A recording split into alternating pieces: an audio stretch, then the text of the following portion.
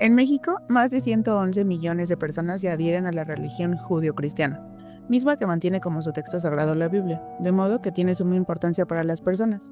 No obstante, la Biblia ha sido usada para discriminar, jerarquizar, establecer relaciones de poder y dominación. También para justificar la inequidad de género, la discriminación religiosa y los genocidios mundiales. Frente a estas lecturas, pueden existir lecturas de la Biblia en clave de derechos humanos, lecturas de la Biblia que ponderen el proceso liberador, la igualdad y la dignidad humana. El programa de lectura de la Biblia de la Comunidad Teológica de México busca dar voz a estas lecturas, que desde una óptica de la justicia hacen un proceso de revisión del texto sagrado.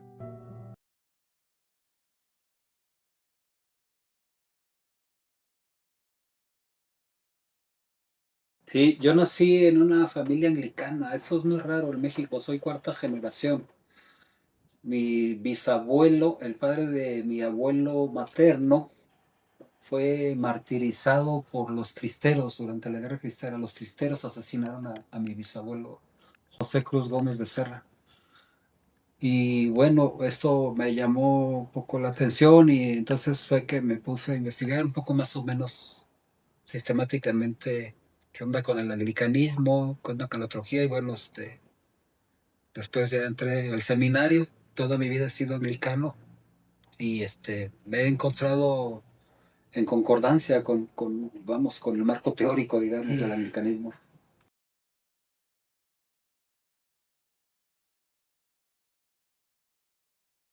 Yo estoy ahorita como sacerdote en funciones de rectoría, soy el rector de la parroquia de la Sagrada Familia que está en la alcaldía Gustavo Madero, a 15 minutos de la Basílica y también a 15 minutos del Zócalo, el metro a 15 minutos del aeropuerto y como a 10 de la Terminal del Norte, una zona popular, muy, muy popular.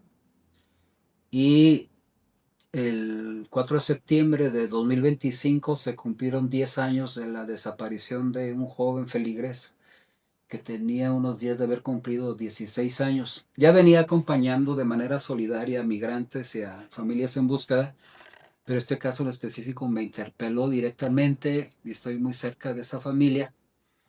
Esta familia, cuando enfrenta el problema, constituye un colectivo. Los colectivos de búsqueda son ciudadanos que enfrentan la búsqueda de algún familiar desaparecido. No tienen oficina, no tienen un organigrama, una estructura, un patrimonio, sino el interés geográfico de la desaparición o de la búsqueda. Me explico. A veces son vecinos de la zona donde convivían las personas desaparecidas, pero a veces son vecinos de la zona donde fueron vistos por última vez. Y estos colectivos, a su vez, en México han conformado una gran red que está en todo el país, la red de enlaces nacionales, que suma cerca de 240 colectivos en México, y hay otras redes. Yo participo en la red de enlaces nacionales en un área específica que le llamamos el eje de las iglesias y espiritualidades en búsqueda. Ahí participamos diferentes expresiones cristianas y no cristianas que acompañamos pastoralmente a las familias que están buscando sus seres queridos desaparecidos.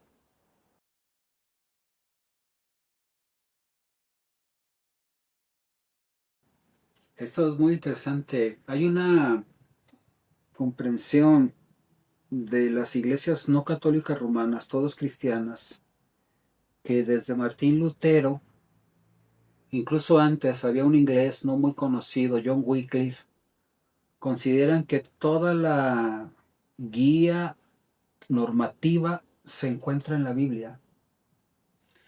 El tema es que no muchas personas leen la Biblia y a veces quien la leen pues no terminan mucho de comprenderla, ¿no? Eh, las familias específicamente en sus diferentes procesos de búsqueda de los desaparecidos tienen herramientas limitadas. Sin embargo, también tienen comprensiones que les enriquecen en la búsqueda. Hemos encontrado allí una coincidencia bien interesante porque ellas mismas interpretan, por ejemplo, la parábola de la oveja perdida donde el pastor deja a las 99 en resguardo para ir a buscar a la oveja desaparecida. Hay otra interpretación, por ejemplo, a María y a José se les pierde el niño Jesús y ellos lo buscan hasta encontrarlo, dice la Biblia. La parábola también del juez malvado que no le imparte justicia a nadie y que no cree en Dios ni en los hombres, pero hay una mujer que le insiste, le insiste, le insiste y el juez decide impartir justicia para que la mujer deje de acosarlo en la exigencia de la justicia. Y bueno, vamos encontrando estos rudimentos bíblicos de parte de las mismas familias buscadoras. El Salmo 85 nos recuerda, por ejemplo, que la paz es fruto de la justicia.